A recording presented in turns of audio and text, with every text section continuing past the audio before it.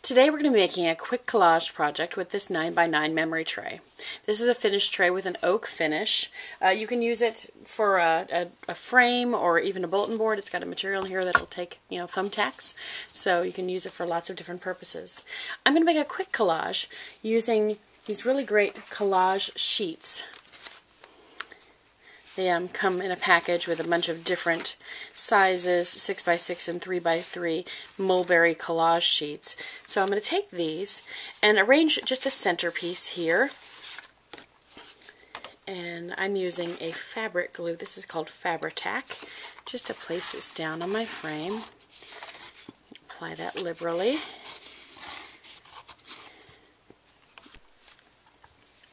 Of course, I want to put that one piece on top, so I'm just going to get these little 3-inch pieces around the edge,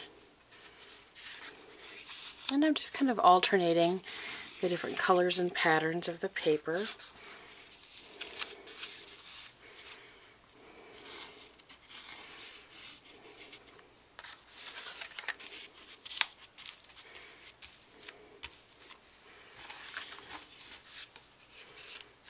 Okay.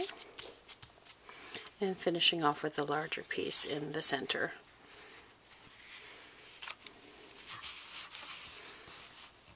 Now, I am going to next work with a picture that I want to put in here. I've got a picture of my grandparents and my dad and his brothers, and I'm going to use that in my picture. But as you can see, this has got a black and white photograph, and our stuff here has more of a brown tone, so let's bring this together with that. Alright, we're going to use Distress inks, which are photo safe. Square of this antique linen, and I'm just going to rub that onto the photo. It takes the white areas of the photo and gives them that sort of yellowish kind of warmth. And this is a regular photo. I don't know how well this process would work with something that you printed out on your home printer, but with professionally printed photos, it works really well. So you just have to test your printer ink to see how that's going to work. And I'm just going to apply that pretty liberally on here. Okay, and then a little bit of vintage photo, aptly named. And we'll put that around the edges just a little bit.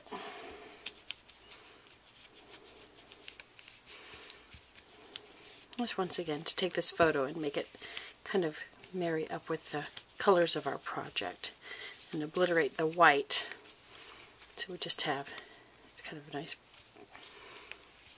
aged effect to the photo. Place it into our frame.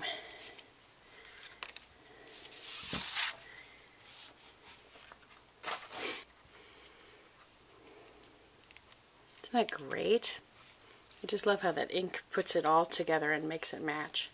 Now, let's pull together some other elements into our collage. First I have these Voila Divines. I'm going to take this, they're self-adhesive, and I'm just going to remove the backing. Super easy. I love anything that's already self-adhesive. And apply that to the bottom here of the photo. Okay. Alright, so as I mentioned, we've got the gallery roses, which have this beautiful, newspaper print, and they'll hold up to being colored. I also have these really pretty pieces here, which can also take color.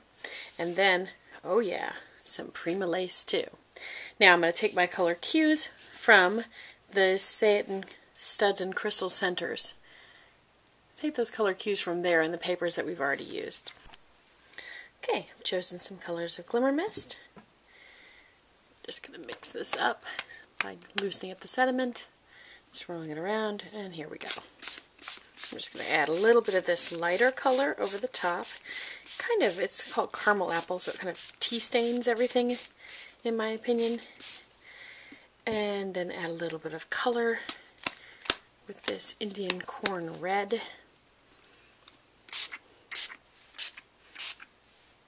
a little bit here and there.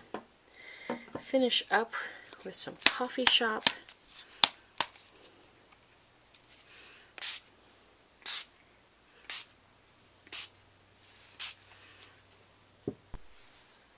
Now I've laid a bead of this glue around the inside edge of my frame, and I'm going to take my lace that's been colored and kind of work my way around the frame. I'm placing the flat edge against the frame and letting the pretty sort of doily cut edge come on the inside. I'm going to give the corners a little bit of a miter, so I'm just going to kind of pinch that in place for now and do it for real later with the glue. Make sure everything's in place. The glue gives us a little bit of play time. Oh, isn't that just gorgeous? I love how this is turning out. Now, I love this felt frame here. I'm going to add another vine just to frame the picture nicely on the other side. Make sure we don't cover Grandpa. We're going to take our flowers. Isn't that pretty? We'll raise that up a little bit here to that original color, and how different it is when you add the glimmer to it. Just gorgeous. Another one over here. And see how sturdy these are? They can take the glimmering and they still keep all that dimension. Another one here. This one has a little bit of a center, but I want to play around with my centers, so I think I'm just going to leave that as it is and use the other side. Okay, take these off, and you just peel the backing away and let them come to you. Super easy.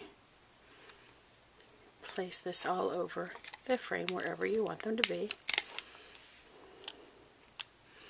I'm going to try one right in the middle of this, just for grins. Oh, isn't that gorgeous? And then maybe placing one at each corner. What do you think? I love that these have the studs as well as the crystals, because the studs have that nice matte effect, which, you know, looks a little bit more vintage than the bling of a crystal. And one more down here.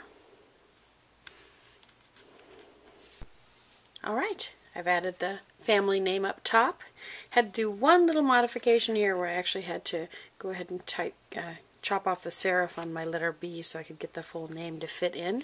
You can always do that. And I'm going to go ahead and stick these down with a more important glue later that will hold it in place. I do want to add one last bit of glimmer to the papers and to the letters, but I need to protect the picture because I don't want that to be shiny and glimmery. I want to be able to see the faces clearly, so I'm just going to place this bit of packaging right over the top. I love how it's perfectly masks off a 4x6 photo. And then I'll take this sort of more colorless glimmer mist. This one's called Old Lace. Mix that up and give this just a nice little final shimmer over the top.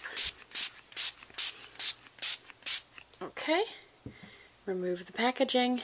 Photo's protected from the glimmer. And we're all set. How's that? Gorgeous, huh? This is something I would be happy to give to my father. Alright, thank you for watching today, and I hope you enjoy our TNT post.